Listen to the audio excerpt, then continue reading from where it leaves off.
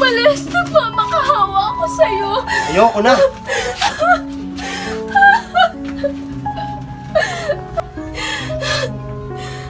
Pasensya ka na, anak. Iniwanan tayo ng ama mo.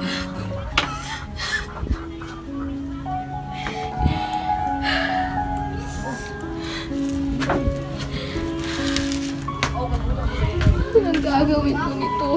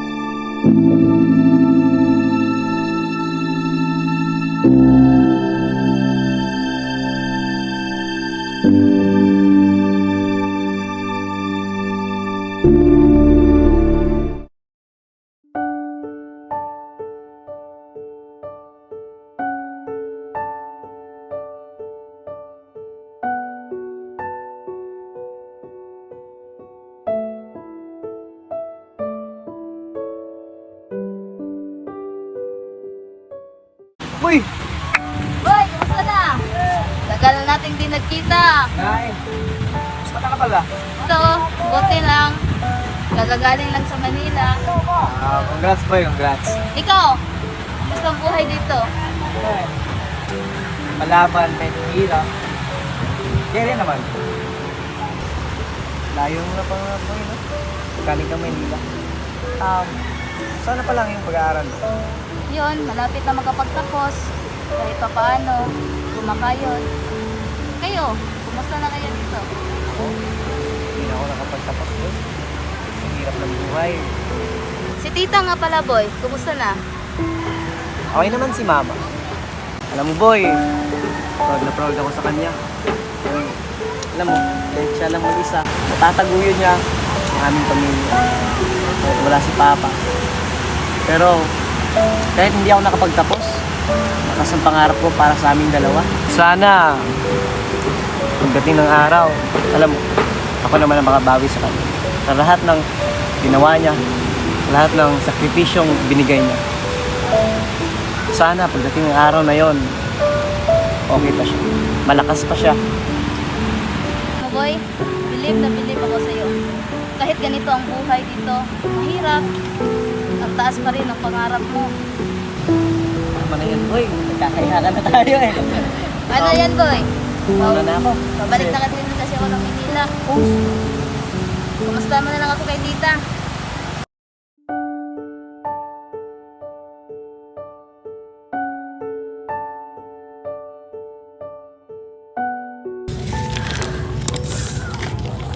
Hindi ko na kaya, nakakapagod talaga. Pero para sa'yo, anak, gagawin ko.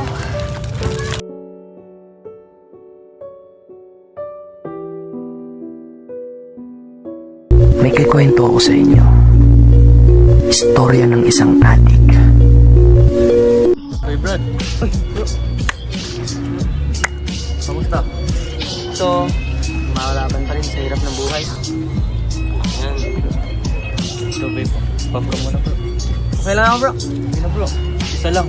Hindi kasi ako nagaganyan eh. Hindi naman ito nakakamatay. Hindi na. Isa lang, ha.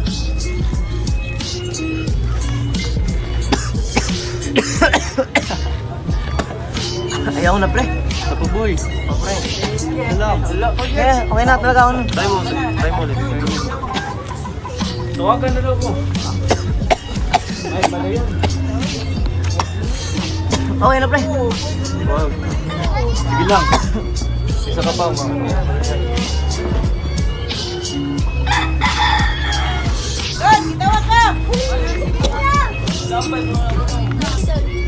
Dito para sa akin, boy. Isa pa.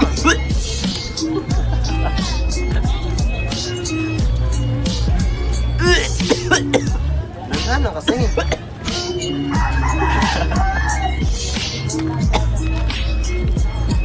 Okay na talaga, boy. Okay na yun, boy. Okay na yun. Last test, boy. Langhano.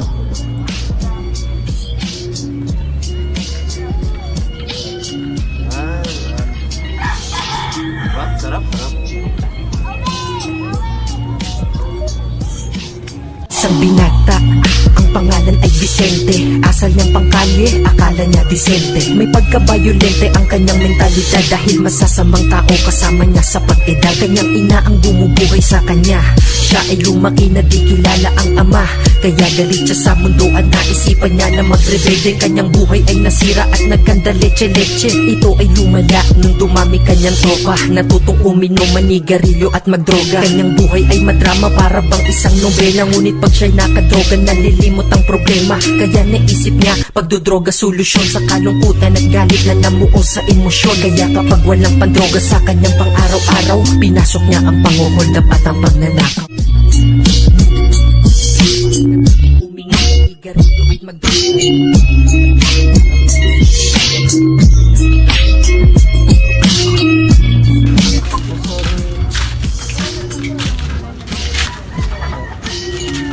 Na, boy. Meron ka ba ngayon? Ikaw? May kakilala ko na. Kuwari?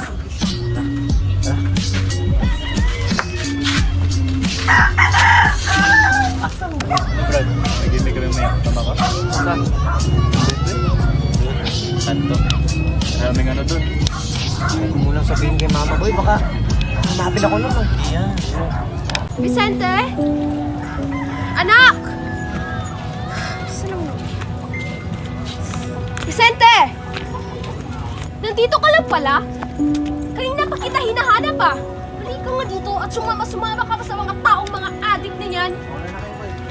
Halika na! Ano ba naman, ma?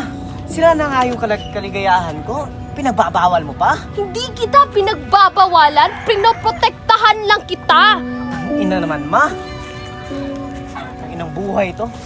Dahil sa pagsasyabu siya ay tuluyang nalulong. Bumubulong ng mag-isa sa kanyang selda tulala. Buhay niya ay lumala ng lumala. Nani, may chika ako. Frenny! Nag-message si, Paolo. Talaga? Like, gusto niya daw ako. Oh my God! Pero, narinig ko na gusto mo siya. Siyempre. Ay, sa'yo na yun.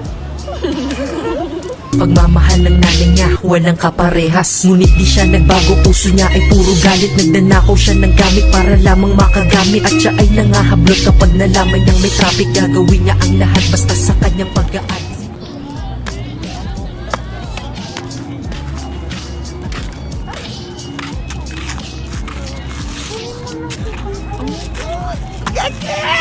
Magdanakaw!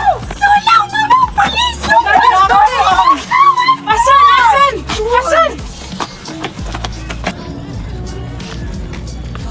Jackpot na naman, boy! Parang malaki yan. Pakain na yan, ah. Meron dyan. Tingnan natin. Uy, jackpot! Wala, iPhone akin to. iPhone ako niyan, boy. Akin to, boy. iPhone, boy. Okay, mag-away, oh. Ito, meron pa isa. Kanya na lang to. Sa kanya na lang. Sa atin na lang to. Pero, Oh, ano sa inyo? pera na lang. Pera na lang amin. Tingnan muna natin kung anong, paano yung laman. Tara na naman tayo, boy. Pwede. Tara. Tara.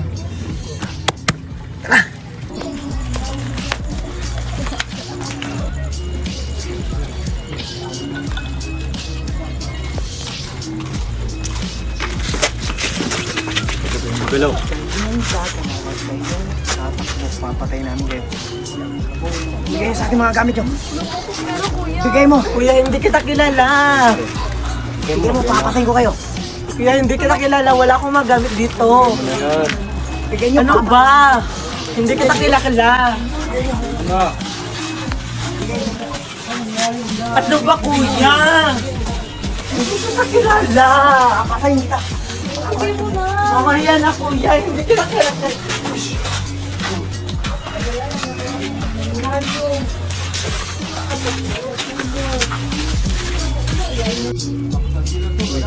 Uy, jackpot! Jackpot! Uy, sige na naman. Isa na lang, oh. Tama na, pre. Tama na yan, pre. Huwag na, marami na kayo na biktima. Kwenta. Sige pre, una na kami sa'yo. Sige, mawala na kayo. Nakakabuisit naman kayo.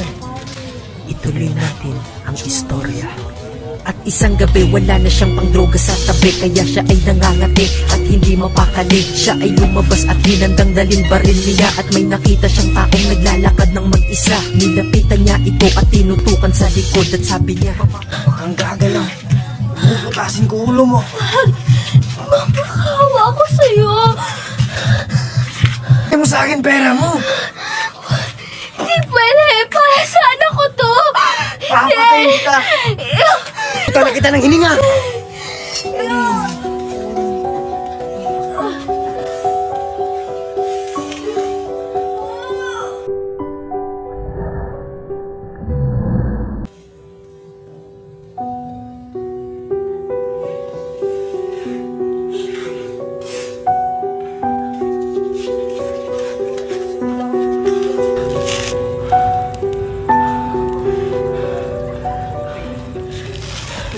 ang kanyang luha dahil ang kanyang nabiktima ay kanyang ikinatulad at ito'y kanyang ina. Di siya magkapaniwala ang ina ang pinatay. Kapalit ng droga niya ay buhay na inay. Di binawal sa sarili mo ang bawal na gawin. Yan ang sinasabi ko ngayon ikaw ay nalago. Mga Panginoon sa droga bakit mo sinasamba? Sila ay talikuran na ng buhay mo'y maisalba. Dahil hindi iyan sagot at hindi iyan sapat. Magbabago ka lang ba kapag huli na ang lahat? Di ko kayo inuutusan, ito ay babala. Sa droga buhay lalala at walang mapapala. Ito ay kwento ngunit naganap na sa tunay na na buhay dahil dyan sa droga kay daming tinubuan na mga sungal. Imbis na pagulungin ng buhay para may tumulong, mas pinili mong bato ang iyong pinapagulong. Kausapin ng sarili, salamin iyong titigan at pilitin pagdodroga ay pigilan at tigilan. Dahil si Vicente ay nasira dahil sa bato at si Vicente ay ako, inaamin ko ako.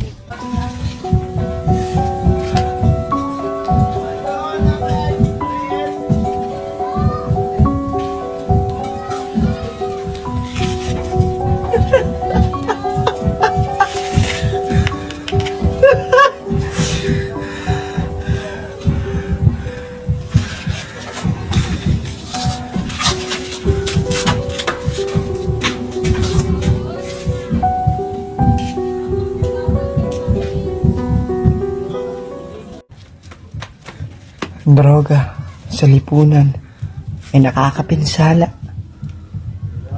Bakit maraming taong nakakaganito? Pinapairal ang masamang bisyo na hindi naman nakakabuti sa inyo. Isip, katawan, ang pinapatay at ang pinakamasakit ay ang pagkitil ng buhay ng minamahal. Sa paglipas ng panahon, ikaw ay nagsisi. Inang pumanaw, galit sa sarili ay nag-alab. Minsan sa buhay may pagsubok tayong kakaharapin. Ngunit, droga hindi sagot sa problema.